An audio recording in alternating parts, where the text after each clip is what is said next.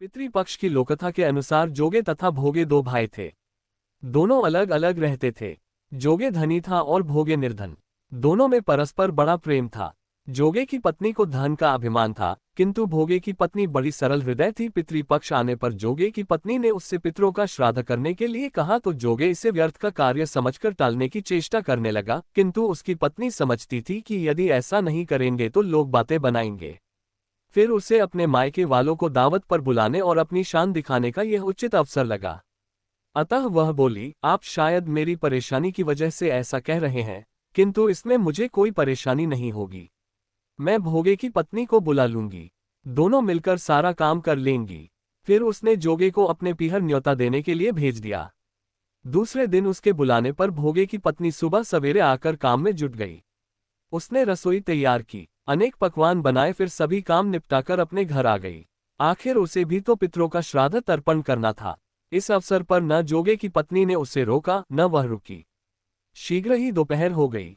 पितर भूमि पर उतरे। जोगे भोगे के पितर पहले जोगे के यहाँ गए तो क्या देखते हैं कि उसके ससुराल वाले वहां भोजन पर जुटे हुए हैं।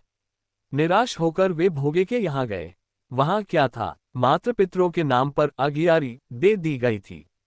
पितरों ने उसकी राख चाटी और भूखे ही नदी के तट पर जा पहुंचे। थोड़ी देर में सारे पितर इकट्ठे हो गए और अपने अपने यहाँ के श्राद्धों की बड़ाई करने लगे। जोगे भोगे के पितरों ने भी अपनी आपबीती सुनाई। फिर वे सोचने लगे अगर भोगे समर्थ होता तो शायद उन्हें भूखा न रहना पड़ता, मगर भोगे के घर में तो 2 जून की रोटी भी खाने को नहीं थी।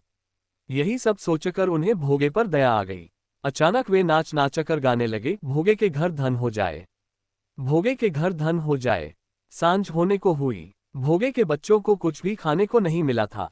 उन्होंने मां से कहा भूख लगी है।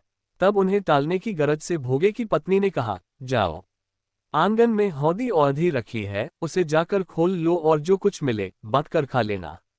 बच्चे वहां पहुंचे तो क्या देखते हैं कि हौदी मोहरों से भरी पड़ी है। वे दौड़े दौड़े मां के पास पहुंचे और उसे सारी बातें बताईं। आंगन में आकर भोगे की पत्नी ने ये सब कुछ देखा तो वह भी हैरान रह गई। इस प्रकार भोगे भी धनी हो गया, मगर धन पाकर वह घमंडी नहीं हुआ। दूसरे साल का पितृपक्ष आया। श्राद्ध के दिन भोगे की स्त्री ने 56 प्रकार के व्यंजन बनाए।